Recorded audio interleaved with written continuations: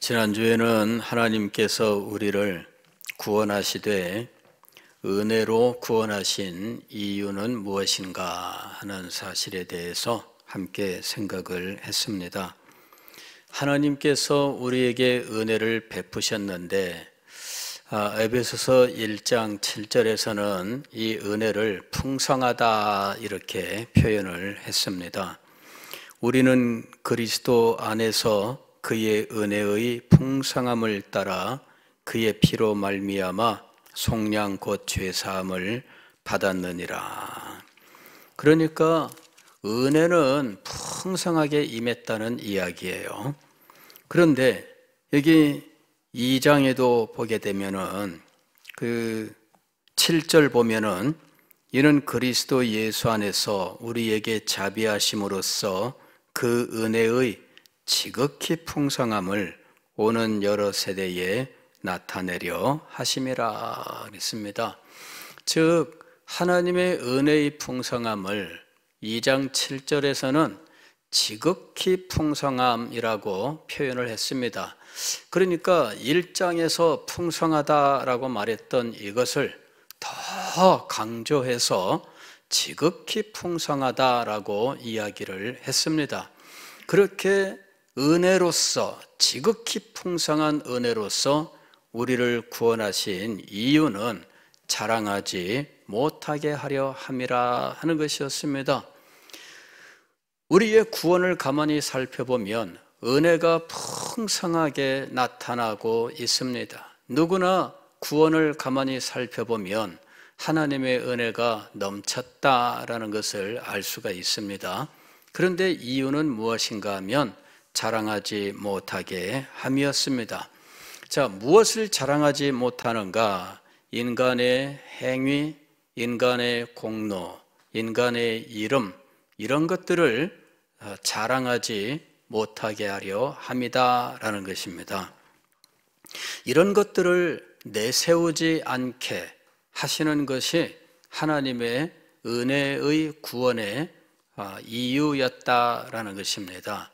그러면 이것을 반대로 생각하면 이 은혜로서 구원하신 일은 하나님의 영광을 자랑하게 하기 위해서였다라는 것입니다. 인간의 행위와 인간의 공로, 인간의 이름을 내지 아니하고 오직 하나님의 영광을 자랑하게 하기 위해서 은혜로 말미암은 구원을 우리에게 주셨다라는 것입니다. 그래서 우리는 모든 영광을 하나님께라고 말할 수 있고 또 그렇게 말해야 하는 것입니다. 모든 영광을 하나님께. 구원에 있어서 구원의 전 과정은 모든 영광을 하나님께 돌릴 수밖에 없게 하는 것입니다. 하나님께 영광을 돌릴 수밖에 없도록 구원의 모든 과정 하나하나가 과연 그것을 우리에게 나타내고 있다 하는 것입니다. 그래서 우리는 구원론에 있어서 그 구원론의 가장 타당한 모습은 무엇인가? 하나님의 영광이다라고 하는 것입니다. 자, 오늘 우리가 읽은 말씀에서 이제 10절 말씀을 생각할 차례인데 이 10절 말씀은 우리를 구원하신 하나님의 목적에 대해서 말씀하고 있습니다. 하나님께서 우리를 구원하신 목적이 무엇이냐? 기왕에 우리가 이 구원을 생각할 때 우리는 주로 이제 우리를 중심으로 해서 우리가 받는 혜택을 중심으로 해서 구원의 목적을 생각하는 경향이 있습니다. 물론 성경을 보게 되면 이제 무엇을 하기 위함이라 하는 말로써 이 우리 중심의 어떤 표현들이 나오고 있는 것은 사실입니다. 하나님께서 우리를 불쌍히 여기셨다. 뭐 이런 말씀도 찾을 수 있고 하나님께서 우리를 사랑하셨다 이렇게 말씀합니다. 그래서 우리를 중심으로 이 구원을 생각하는 이러한 경향이 우리에게 강하게 자리 잡혀 있다는 것입니다. 그리고 우리에게 베푸신 이 구원의 은혜, 이것이 우리를 위하였기 때문에, 그리고 이 구원을 깨달을 때에는 우리가 아니라 바로 나에게 이런 은혜가 임했기 때문에 유달리 더 감동을 하는 것입니다. 딴 사람이 이렇게 은혜를 입었다면 그렇게 감동할 이유가 있을까요? 물론 저 사람도 은혜를 받았으니까 나도 좋아해야 되겠지만, 그러나 그게 그렇게 감동적일까요? 우리 대부분의 사람들은 내가 그렇게 은혜를 받았다고 생각하는 거예요. 저희가 앞에서 설교할 때도 하나님께서 우리를 사랑하사 우리에게 이렇게 설교를 해도 듣는 분들은 다 나로 받아들입니다. 하나님 나에게 나를 이러면서 다 나로 받아들이고 있어요. 앞에서는 제가 우리라고 설교를 해도 들을 때는 나로 받아들입니다. 그리고 은혜를 받고 그럴 때는 하나님 우리를 이렇게 기도하는 사람 없습니다. 하나님 나 같은 자를 이렇게 기도합니다. 그러면서 나를 사랑하셨고 나의 죄가 너무나 큰데도 이 죄를 용서하셨고 이렇게 나 중심으로 나에게 임했기 때문에 유독 더 감동적이고 그렇게 되는 거예요. 과거에 조나단 에드워즈 목사님이 그 신앙감정론에서 이렇게 나에게 베풀어진 구원의 은혜 때문에 유달리 감동하는 그것은 참된 감동이 아니다 그랬습니다. 근데 우리는 나에게 베풀었기 때문에, 내가 그런 은혜를 받았기 때문에, 하나님이 나를 사랑하셨다고 말씀하셨기 때문에 이렇게 나를 유달리 강조해서 이 구원을 생각하는 경향들이 있고, 그것 때문에 감사하고 그것 때문에 하나님 앞에 찬양하고 하는 모습들이 있다 하는 것입니다. 하나님은 나의 죄를 깨끗하게 하셨고, 하나님은 나를 하나님의 자녀요 하나님의 백성으로 삼기 위해서 나를 구원하셨고, 하나님께서 나에게 영원한 기업을 주시기 위해 나를 구원하셨다. 이렇게 나를 중심으로, 즉 인간 중심으로, 그 중에서도 특별히 나라고 하는 특정 자를 중심으로 하나님의 구원을 보는 관점들이 있습니다. 이제 그런 관점을 벗어나지 않으면 사실 이 에베소서는 쉽게 감동하기 어려워요. 실제로 이 에베소서를 보면은 이 1장에서는 3절로 14절까지 성부의 구원사역, 성자의 구원사역, 성령의 구원사역에 대해서 쭉 말씀하셔요. 그리고 2장으로 오게 되면 그 구원이 우리에게 어떻게 임했는지 우리로부터 출발을 합니다. 인간으로부터, 죄인으로부터 출발을 해요. 그래서 2장 1절로 보면은 그는 허물과 죄로 죽었던 너희, 허물과 죄로 죽었던 너희, 그때 그 너희는 그 가운데서 행하여, 허물과 죄 가운데 행하여 이 세상 풍조를 따르고, 이제는 하나님 성부 성자 성령의 구원 사역이 영광스럽게 진술이 되었습니다. 성부의 구원 사역의 목적도 영광의 찬송 때문이었습니다. 여기 보게 되면은 6절 보게 되면은 그의 은혜의 영광을 찬송하게 하려는 것이라 이렇게 되어 있죠. 그 다음에 이 그리스도의 구원 사역에 대해서도 이야기하면서 12절 보면은 그의 영광의 찬송이 되게 하려 하심이라. 또 성령의 사역에 대해서 말씀하시고 14절 끝에서는 그의 영광을 찬송하게 하려 하심이라 이렇게 이야기합니다.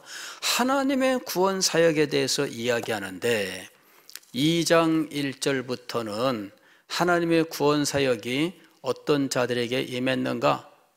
허물과 죄로 죽었던 자들에게 임했다. 허물과 죄로 죽었던 자들은 어떤 사람들인가? 이 세대의 풍조를 따르던 자들이다. 이 세대의 풍조는 어떤 특징을 가지고 있는가? 공중의 권세 잡은 자, 불순종의 아들들 가운데에서 역사하고 있는 공중의 권세 잡은 자, 그 악한 영이 이 세상 풍조를 주도해 나가고 있는데 그것을 따르는 자들이었습니다. 그래서 허물과 죄로 죽은 그들이 여전히 허물과 죄 가운데에서 이 허물과 죄를 만드는 악한 존재였던 공중의 권세 잡은 자 사탄에게 여전히 끌려다니고 있었다 하는 것입니다. 그런데 그들이 이 세상 풍조 사탄의 이끌림에 끌려다니게 된 이유는 그들 속에 육체의 욕심 때문이었습니다. 육체에 여전히 본능이라고 하는 것이 있는데 이 본능이 하나님의 영광을 위하여 사용되는 것이 아니라 사탄에게 이끌리는 데 지금 사용되고 있었습니다. 그런데 그들을 하나님께서 구원하셨는데 지극히 풍성하신 은혜로 구원하셨습니다. 이 지극히 풍성하신 은혜가 어디에서 가장 분명하게 드러났느냐 하면 그리스도에게서 분명히 드러난 거예요.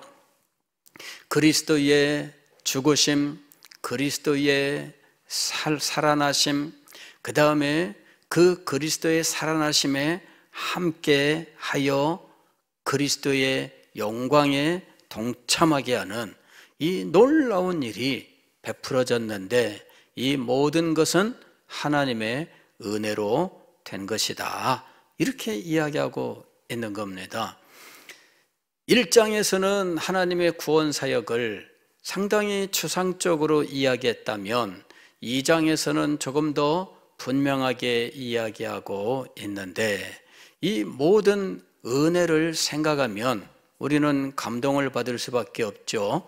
야, 내가 그런 상황에 있었는데 하나님께서 나를 사랑하사 나에게 이렇게 놀라운 은혜를 풍성하게 주셨구나, 뭐 이렇게 감동합니다. 그러나 오늘 10절은 또 다른 말씀을 하고 계신 거예요. 10절 보겠습니다. 우리는 그가 만드신 바라 그리스도 예수 안에서 선한 일을 위하여 지으심을 받은 자니 이 일은 하나님이 전에 예비하사 우리로 그 가운데에서 행하게 하려 하심이니라. 지금 사도는 이 교훈을 하나하나 차분차분히 지금 제시하면서 더 깊은 메시지 세계로, 진리의 세계로 지금 에베소 성도들을 이끌어가고 있습니다. 그리고 더 깊은 세계로 인도에 들어가면서 조심스럽게 하나님 앞에 계속 기도하고 있습니다. 여기 15절부터 1장 15절부터 23절까지 보게 되면 여기에 사도의 기도가 있습니다. 1장 3절로 14절까지 하나님의 구원의 이 사역에 대해서 삼일체 사역을 이야기하고, 그러나 사도는 더 깊은 것을 위하여 깨닫도록 기도하고 있었던 겁니다. 여기 보면은 16절 보면은 너희로 말미암아 감사하기를 그치지 아니하고 계속 기도하는 내용이 17절에 등장하죠. 우리 주 예수 그리스도의 하나님 영광의 아버지께서 지혜와 계시의 영을 너희에게 주사, 지혜와 계시의 영을 위하여 계속 간구하고, 그 다음에 하나님을 알게 하시고 알게 하시고 알게 하시고, 이렇게 아는 것을 강조해서 계속 기도하고 있다라고 이야기합니다. 사도는 더 알기를 원했던 거예요. 더 깊이 알기를 원했고, 더 넓게 알기를 원했고, 더 높게 알기를 원했습니다. 그래서 사도는 지금 에베소 교회 성도들이 기왕에 알고 있던 하나님의 구원 사역에서 더 깊이 들어가기를 원했던 거예요. 그리고 더 깊이 들어가는 말씀이 2장부터 시작되는 거였습니다. 구원은 하나님이 예정하시고 선택하시고 베푸셨다, 그렇게만 말해서는 안 됩니다. 구원은 허물과 죄로 죽었던 자에게 임했던 것이고, 지금도 여전히 반역의 세력에 동참해서 하나님께 등 돌리고 거역하는 가운데 살던 자에게 임했던 것이다, 이렇게 말씀하고 있는 겁니다. 구원이 임하는 것이 그렇게 간단한 게 아니었습니다. 하나님이 예정하고 선택하면 구원이 이루어지느냐? 물론 그렇게 해서 이루어진 건 맞는데, 하나님의 예정과 선택이, 그리고 그리스도의 십자가의 죽으심과 성령의 인치심과 이런 모든 보증, 이런 놀라운 역사들이 도대체 어떤 자에게 임했느냐? 허물과 죄로 죽은 자에게 임한 것이다. 그리고 이것은 은혜로 주신 것이다. 은혜 이외에는 구원의 길이 없기 때문이죠.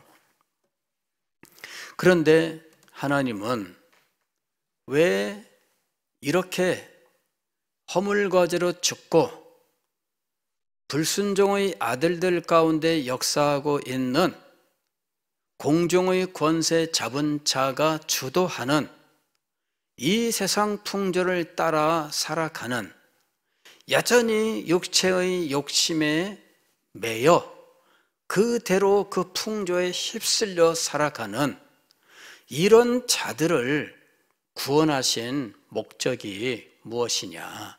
단지 우리가 나를 구원하셨대, 감사합니다, 이것만을 위해서 하나님이 우리를 구원하셨는가 하는 것입니다. 단지 나를 사랑하셨대, 나를 기뻐하셨대, 나한테 은혜를 주셨대, 나를 하면서 나 아니면은 감동하지 못하는 이러한 사람들을 구원하시기 위하여 이 놀라운 일을 행하셨느냐 하는 겁니다. 더 깊이 들어가지 못하면, 나를 벗어버리지 못하면 더 들어가지 못합니다. 나한테 은혜를 주셨대, 나를 사랑하셨대, 나만을 생각하셨대, 나를, 이러면서 온통 나만을 붙들고 살아가는 사람들, 우리 교회 안에 얼마나 많은 사람들이 그렇게 믿음 생활을 하고 있는지 모릅니다. 자, 그 나를 벗어버리지 못하면 안 됩니다. 그래서 사도는 더 깊은, 더 넓은, 더 높은 진리, 지식, 그 깨달음을 위해서 지혜와 계시의 영을 간구했더라 하는 것입니다. 그러면서 계속해서 말씀을 풀어나가고 있습니다.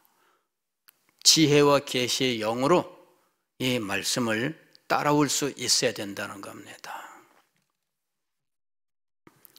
10절에서 이 하나님 중심으로 보는 구원에 대해서 말씀을 하고 있습니다. 우리는 그가 만드신 바라. 이건 뭐냐면은 창조라고 하는 것으로 우리의 구원을 말씀하고 있어요. 하나님께서 우리를 구원하신 것은 창조 행위였습니다. 다시 말씀을 드리면, 처음 창조가 사실은 사탄의 괴계로 인하여 무너지게 되었습니다. 처음 창조는 하나님께서 보시기에 선했습니다. 그래서 창세기 1장으로부터 하나님께서 첫째 날 창조, 둘째 날 창조, 셋째 날 창조, 여섯째 날 창조까지 하나님이 보시기에 선했더라. 즉 하나님이 계획하신, 의도하신 대로 다 창조가 만족하게 이루어졌다는 말씀이었습니다. 그런데 하나님께서 다시 창조하셔야만 되는 상황이 벌어진 겁니다. 이게 재창조입니다. 하나님이 우리를 구원하신 것은 하나님께서 처음 창조를 재창조하시는 일이었다는 거죠. 처음 창조에서 가장 영광스러운 존재로 창조받은 존재가 인간입니다. 하나님께서 첫째 날부터 여섯째 날까지 창조 세계를 모두 창조하시되 제일 마지막에 남자와 여자를 창조하셨는데 이 남자와 여자는 통치자로 창조함을 받았어요. 그런데 이 통치자가 그만 사탄에게 넘어갔습니다. 그래서 통치자가 사탄에게 넘어가면 그러면 어떻게 되나요? 그러면은 그냥 통치자의 통치 세계는 도매금으로 넘어가는 거예요. 그래서 전쟁을 하게 되면 누구를 먼저 잡으려고 할까요? 대장을 잡으려고 하는 거죠. 조를 아무리 잡아봤자 전쟁이 안 끝납니다. 누구를 잡아야 끝납니까? 대장을 잡아야 끝나는 거예요. 장기 두는 사람들은 다 압니다. 저는 뭐 장기를 잘 못 둡니다만은 학생 시절에 배운 적은 있어요. 이렇게 하는 거, 이렇게 하는 거다. 그래서 하라는 대로 해봤습니다. 그랬더니 야, 이게 조를 여기다 붙여. 그 다음에 조를 앞으로 내보내. 잡아먹지. 그럼 이걸로 땅 하면서 조는 항상 미끼예요. 조를 항상 미끼야. 물론 이제 고수가 되면은 조를 가지고도 뭐 이긴다, 뭐 그런다 그러더라고요. 근데 뭐 저는 그런 고수까지 된 적도 없고 바랬던 적도 없고 중학생 때 동네에서 친구들하고 놀면서 장기도 두는 거 배워봤고 바둑도 두는 걸 배워봤는데 근데 시간이 너무 많이 들어가요. 친구랑 같이 바둑 두는데요. 하루에 12판을 두니까 아침부터 밤까지 두고서는 다리가 후두들 떨려요.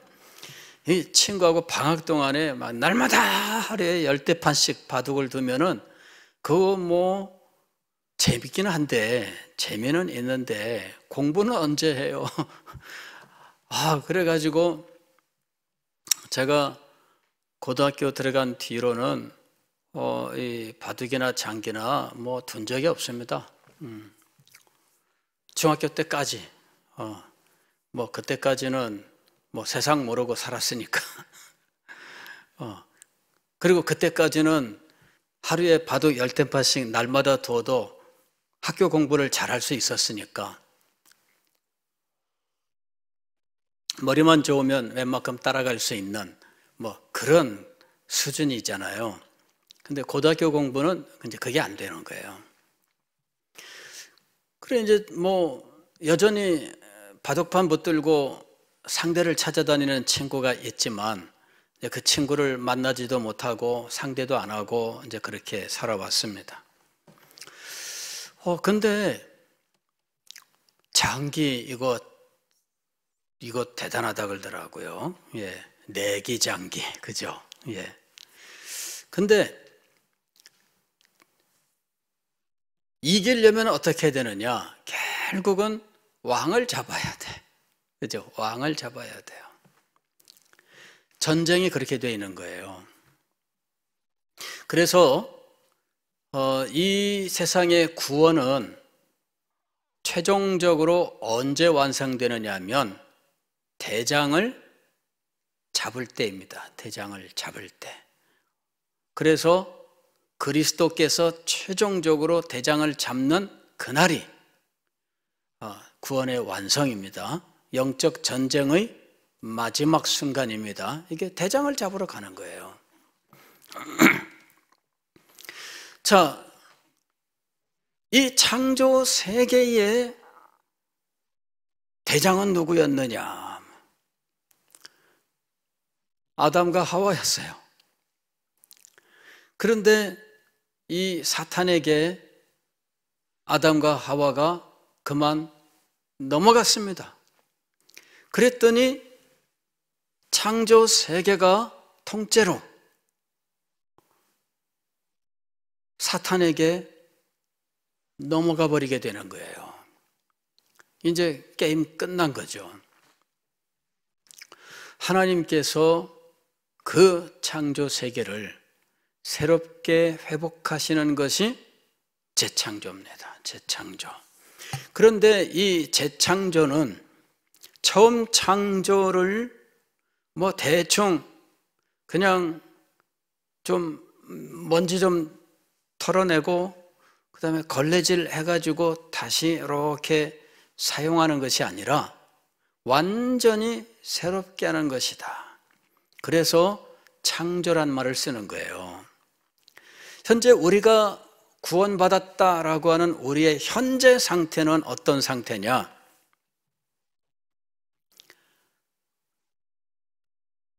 우리가 온전하게 된 상태가 아니에요.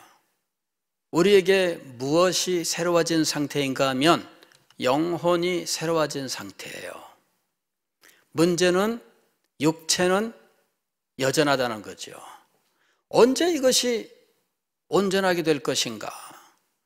새 하늘과 새 땅이 창조되는 그 마지막 때 그리스도께서 원수 마귀를 최종적으로 잡아 이 세상 모든 반란의 대장되는 이 사탄을 잡아 그를 무정의 갱에 가둘 때 새 하늘과 새 땅이 창조될 때 그때 우리의 육체까지 새로워진 구원의 완성이 이루어지게 되는 겁니다.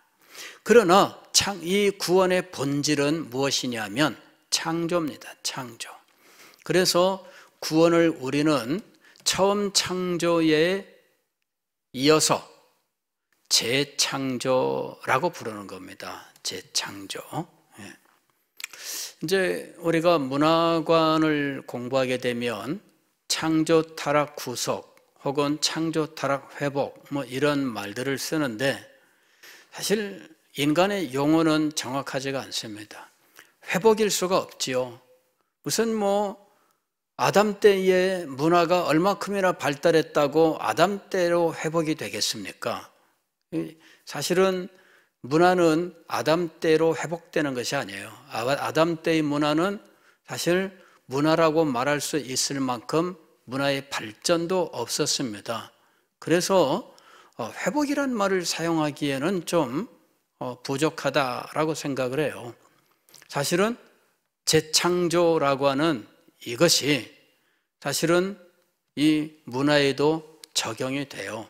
그래서 현재 우리의 이 문화가 새 하늘과 새 땅에서 그대로 유지되는가?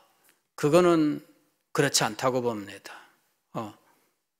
지금 AI 시대라고 이야기하잖아요. 천국 가면 AI가 있을까요? 천국 가면은 냉장고가 있는데 AI 냉장고가 있을까요? 새 하늘과 새 땅에 가면은 요즘 유행하고 있는 세탁기와 건조기 일체형 AI 제품이 있을까요? 예. 여러분, 문화는 재창조가 이루어져야 돼요. 전혀 다를 겁니다. 예. 재창조의 그 상태가 지금 우리의 모습과 완전히 다른 것처럼 문화도 전혀 다른 환경에서 전혀 다른 발전의 길을 가게 될 겁니다.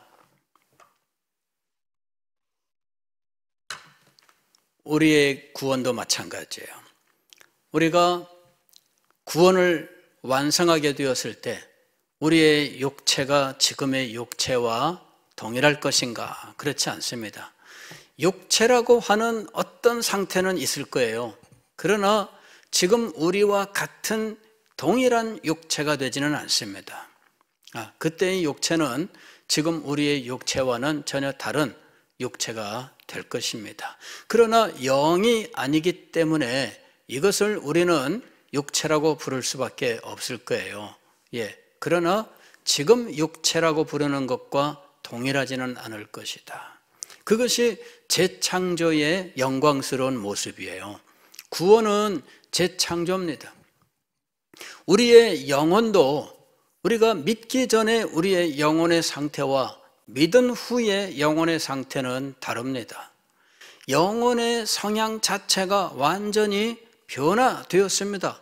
그래서 구원받기 전에 영혼의 성향은 하나님께 대하여 등을 돌리고 외면하고 하나님을 혹시 조금이라도 알게 된다 해도 하나님께 영광을 돌리지 않는 이런 특성을 가지고 있었습니다. 그러나 구원받은 영혼은 하나님의 성령께서 임재하시고 그의 영혼의 성향을 완전히 바꿔 놓으셔서 하나님을 보면 완전히 기뻐하고 즐거워하는 하나님 바라기가 되는 거예요. 하나님 바라기가 되어서 하나님만 사랑해요. 하나님만 생각해요. 생각할수록 기쁘고 즐겁고 만족스러워져요. 그것이 하나님 바라기 영혼의 특성입니다. 하나님을 찬양하고 경배하면 기쁨이 일어나요. 여러분, 우리에게 은혜가 충만할 때 여러분 하나님 찬양이 얼마나 기쁘고 즐거운지 저희 청년 때 기억이 있어요. 우리 청년들이요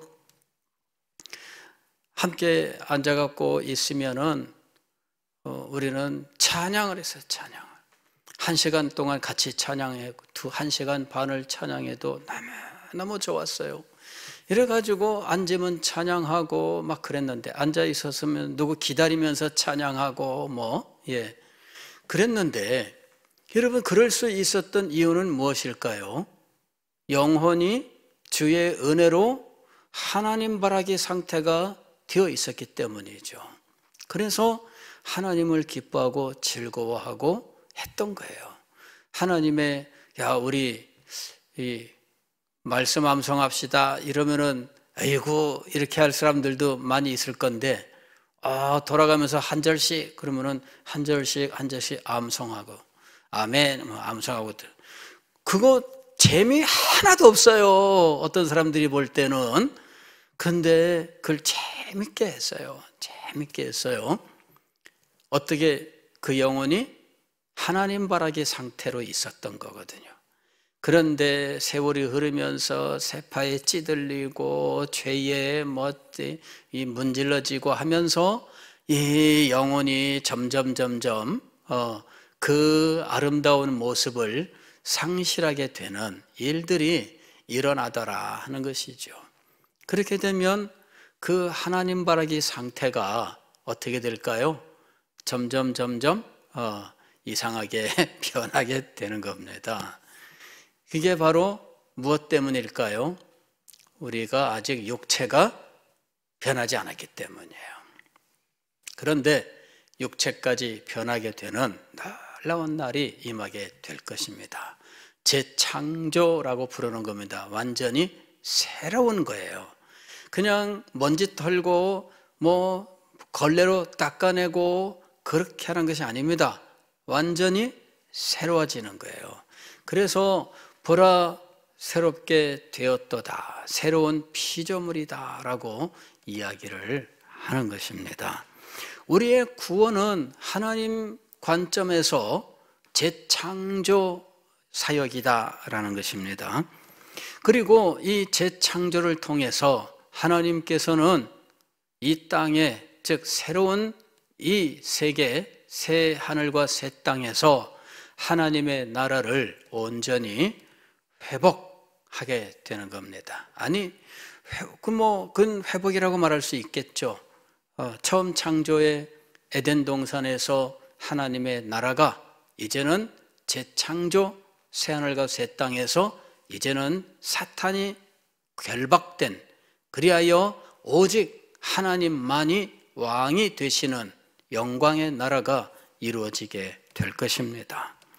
또 사탄이 하나님께 대하여 늘 이 반역하고 음모를 꾸미던 이 모든 사탄의 괴계는 최종적으로 이제는 완전히 파괴될 것입니다. 그래서 사탄은 더 이상 하나님께 대하여 불손한 어떤 행동 혹은 어떤 음모를 꾸미지 못하고, 그 다음에 하나님의 백성들에게 대하여 또 다른 어떤 이 거짓말로 그들을 유혹하는 이런 일들을 할 수 없는 최종적인 결론이 일어나게 될 것입니다. 그리고 이 모든 일들은 오직 하나님만이 우리의 하나님이시라고 하는 하나님의 영광이 온전히 나타나게 되는 일이 될 것입니다. 구원을 하나님 중심으로 보셔야 돼요. 그래서 우리의 구원을 통하여 하나님의 의로우심이 드러나고 하나님께서 죄를 심판하시는 것이 옳다라고 하는 것이 우리의 구원을 통하여 드러나는 것입니다. 하나님이 죄를 심판하시고 이 죄를 멸하신다라고 하는 것이 그리스도의 십자가에서 나타났는데, 그리스도의 십자가를 볼 때 우리는 옳소이다 주여, 죄는 반드시 멸하시고 죄인인 저도 그리스도와 함께 죽어야 합니다. 하나님이 심판하시는 것을 옳다고 인정하게 됩니다. 하나님의 의로우심이 드러나는 것입니다. 그리하여 우리는 하나님의 의로우심, 즉 하나님의 도덕적 성품이라고 이야기합니다. 하나님의 도덕적 성품이 얼마나 탁월한지 인간의 눈으로 이것을 감히 표현할 길이 없다고 하는 사실을, 인간은 죄인으로서 의를 말할 수 있는 존재가 아닙니다. 인간은 죄인으로서 도덕을 말할 수 있는 존재가 아닙니다. 어떻게 죄인이 도덕을 말합니까? 이거는 말이 안 되는 거지요. 어떻게 죄인이 남들 보고 너 잘해라 이렇게 말할 수 있습니까? 그죠? 근데 세상은 그게 있습니다. 세상은.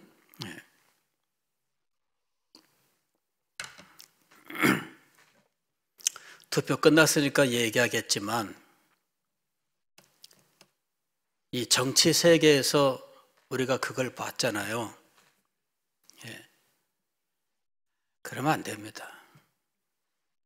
여야를 떠나서 잘못된 건 잘못됐다고 말할 수 있어야 됩니다. 그리고 잘못된 거는 잘못됐다고 다 인정하고 그거를 제거해야 돼요. 근데 네 편 내 편이면 잘못된 것도 다 옹호해 주는, 저는 이런 정치의 모습이 너무 싫어요.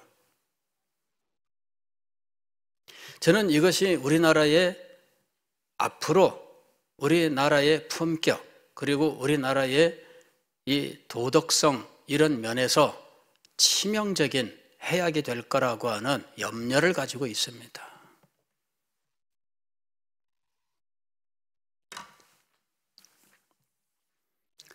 죄인이 의를 말하고 너 잘해야 된다라고 말할 수 있는 것이 이 세상입니다.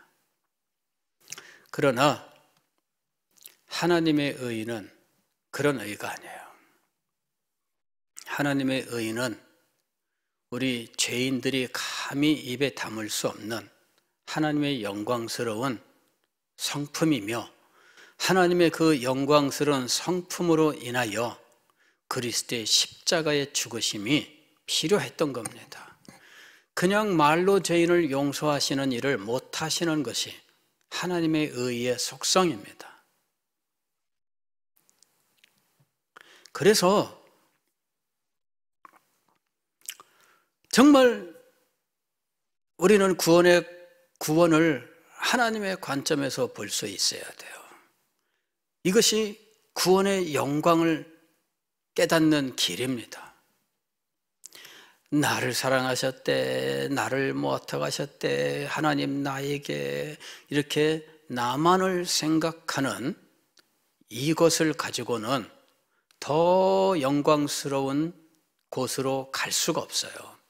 그래서 사도가 지금 이 말씀을 하고 있는 겁니다. 그러면서 계속하여 지혜와 계시의 영을 간구하는 이유가 거기에 있는 거예요. 가령 여러분 3장도 보게 되면은 3장 14절부터 보면은 나중에 이 부분에 가면 또 말씀을 드리겠습니다만은 자세한 어떤 해설이 아니라 지금 사도가 더 깊이 알게 하기를 위하여 또 기도하고 있다.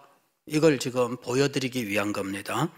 이러므로 내가 하늘과 땅에 있는 각 족속에게 이름을 주신 아버지 앞에 무릎을 꿇고 비노니 그의 영광의 풍성함을 따라 그의 성령으로 말미암아 너희 속사람을 능력으로 강건하게 하시오며 믿음으로 말미암아 그리스도께서 너희 마음에 계시게 하시옵고 너희가 사랑 가운데서 뿌리가 박히고 터가 굳어져서 능히 모든 성도와 함께 지식에 넘치는 그리스도의 사랑을 알고. 여기 뭐라고 되어 있어요? 지식에 넘치는 그리스도의 사랑을 알고. 그 다음에 보면은 그 너비와 길이와 높이와 깊이가 어떠함을 깨달아. 이렇게 계속 지혜와 계시의 영의 역사를 간구하고 있어요. 왜? 진리의 더 찬란한 영광을 목도하고 그 가운데로 들어가기 위해서 하나님의 성령의 이 조명의 역사가 우리에게 정말 필요하기 때문이에요. 그리고 그와 같은 조명의 역사 없이는 우리가 진리의 영광을 깨달아 알지 못하기 때문이에요. 나를 구원하셨대. 오 주님 감사합니다. 여기에 머물러서 그 너머로 나가지 못하는 우리의 한계가 있어요. 이 한계를 넘어서서 진리의 영광을 보게 하기 위해서는 성령의 조명의 역사가 계속적으로 우리에게 필요한 거예요. 더 찬란한 은혜가 우리에게 임해야 되는 겁니다. 구원은 재창조였다라는 것입니다.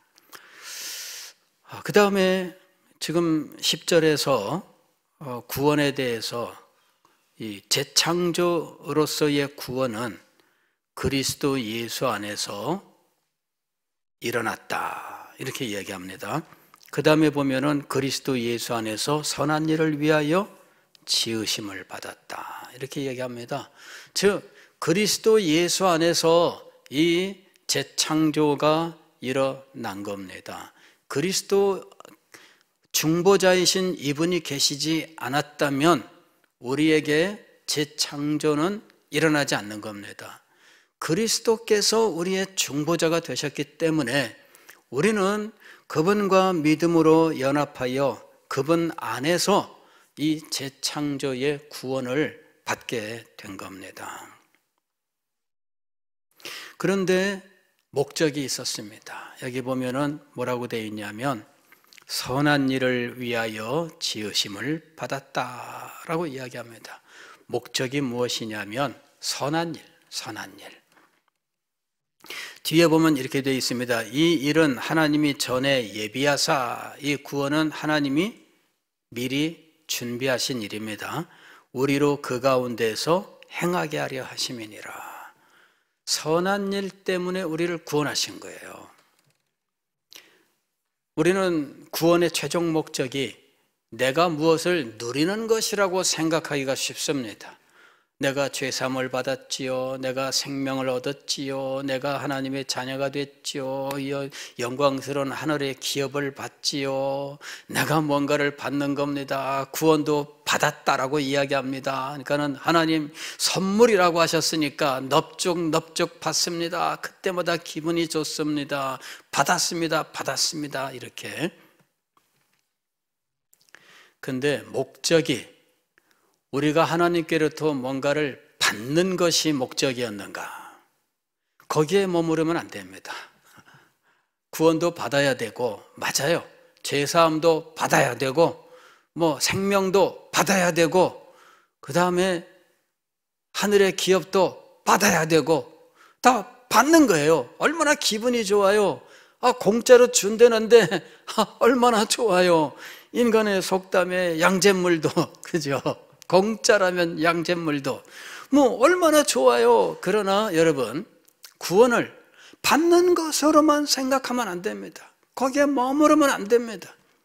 사도는 거기서 더 나가야 된다고 이야기하는 거예요. 그리고 그것이 얼마나 어려우냐 하면 지혜와 계시의 영의 역사가 있기를 계속 간구해야 될 만큼 받는 것에서 더 나아가는 것이 힘들어요.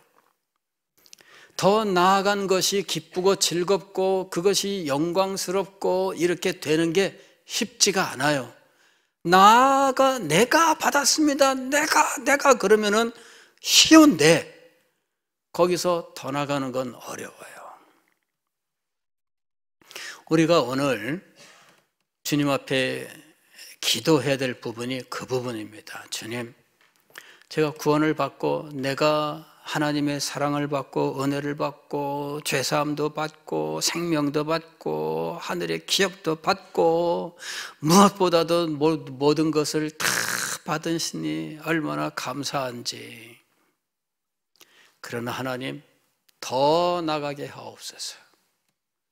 하나님께서 선한 일을 위하여 지었다라고 말씀하셨는데 그 선한 일 때문에 기뻐하고 즐거워하는 자리에 나갈 수 있어야 돼요. 그 선한 일 때문에 감격할 수 있어야 돼요. 그 선한 일 때문에 하나님 앞에 엎드려 눈물을 흘려 기도할 수 있어야 돼요.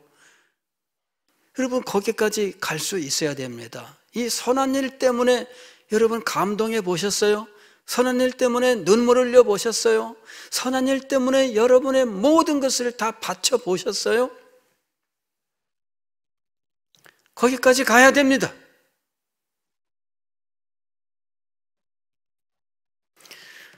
굉장히 힘든 일입니다. 사도가 거듭해서 하나님의 영의 조명, 이것을 간구하는 이유가 있습니다. 인간은 자연적으로 나라고 하는 자아를 강조하고 자기와 관계되는 것을 감격하는 습성들을 가지고 있어요. 그리고 거기에 머물기를 원하는 습성들을 가지고 있어요. 그러나 하나님의 관점에서 구원을 보며 구원의 목적을 내가 아닌 하나님에게 맞춰 나갈 수 있어야 됩니다. 더 높이 가야 돼요. 더 영광스러운 곳으로 가야 돼요. 그리고 그것이 감격이고 그것이 감사가 되고 그것 때문에 눈물을 흘리고 그것 때문에 여러분이 여러분의 삶을 드릴 수 있어야 하는 겁니다. 사도는 선한 일을 위하여 지으심을 받았다라고 말씀하고 있습니다. 이 선한 일은 앞으로 11절 이하에서 설명해 나갈 것입니다. 다음 주에 여러분들과 함께 생각하겠습니다.